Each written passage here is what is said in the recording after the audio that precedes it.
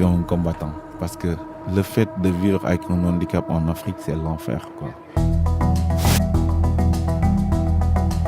Ce film raconte l'histoire de l'équipe de paracyclisme du Sénégal. Nous avons suivi Macoumba Sarr, le capitaine, ancien de la Légion étrangère française, blessé en opération, paraplégique, qui a monté cette équipe. Et donc nous nous sommes concentrés sur 3 individualités. Aux côtés de Macoumba, il y avait également Edmond Sanka, qui lui est également athlète parakayakiste, et Mohamed Mbaye, alias VIP, Lafagne, qui lui est influenceur sur les réseaux sociaux. Ils se sont fixés un défi un peu extraordinaire, c'est de traverser une bonne partie du pays, de partir de Dakar, la capitale, à Ziguinchor, 450 km plus au sud, mais avec des athlètes valides, c'est-à-dire des cyclistes avec des vélos pour personnes valides.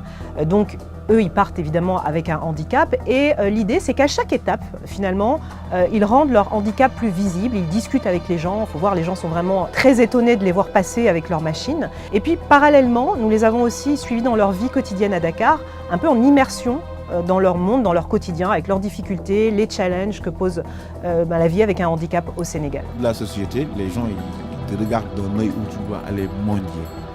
C'est un rejet qu'ils ne font pas attention. Ils te rejettent de la société sans pour autant s'en rendre compte. Les personnes vivant avec un handicap ne sont pas intégrées, mais des personnes comme moi pourront peut-être changer l'avenir. Moi, j'ai gagné double champion d'Afrique, médaille d'or. 2023, j'ai gagné une médaille africaine aussi. J'ai fait 3e médaille bronze. Mais on ne nous respecte pas parce que nous, on est des handicapés.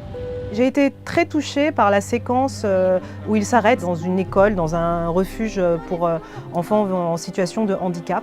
Là, j'ai vu, en tout cas Macoumba particulièrement, et même les autres, hyper émus. Ils font les démonstrations du vélo avec les enfants, etc. Et à un moment donné, il éclate en sanglots et il disparaît pour cacher son émotion en quelque sorte. Et il commence à parler de la difficulté qu'ont ses enfants. Et en fait, je me rends compte qu'il parle de lui. Ils ne le disent pas, mais c'est des enfants qui souffrent. On ne le voit pas sur leur visage, alors que ils souffrent énormément.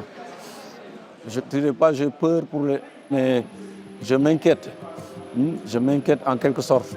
Logistiquement, en tout cas, c'était assez compliqué parce qu'il fallait filmer sous plusieurs angles, les suivre pendant la course, donc à partir d'une voiture, côté passager, dans le coffre, depuis le coffre d'une voiture, depuis une moto, avec du drone sur le bord de la route. Enfin, on a essayé de varier un maximum les plans. Et ce qui, moi, m'a beaucoup impressionné la première fois qu'on s'est retrouvés sur la route avec eux, c'est qu'on est en voiture et Macoumba, avec son vélo couché, vient se coller sous notre voiture. Donc nous, on faisait des embardées sur le côté, terrorisés à l'idée de lui écraser, de lui faire mal. Et en fait, c'était une stratégie parce qu'il y a énormément de vent qui lui arrive dans le visage, pour se protéger, se mettre à l'abri du vent. Mais il fallait le savoir. Il y a ma famille qui compte sur moi. Il y a les personnes handicapées qui pratiquent le paracyclisme qui comptent sur moi. Dès que je pense à cela, je ne peux pas m'arrêter.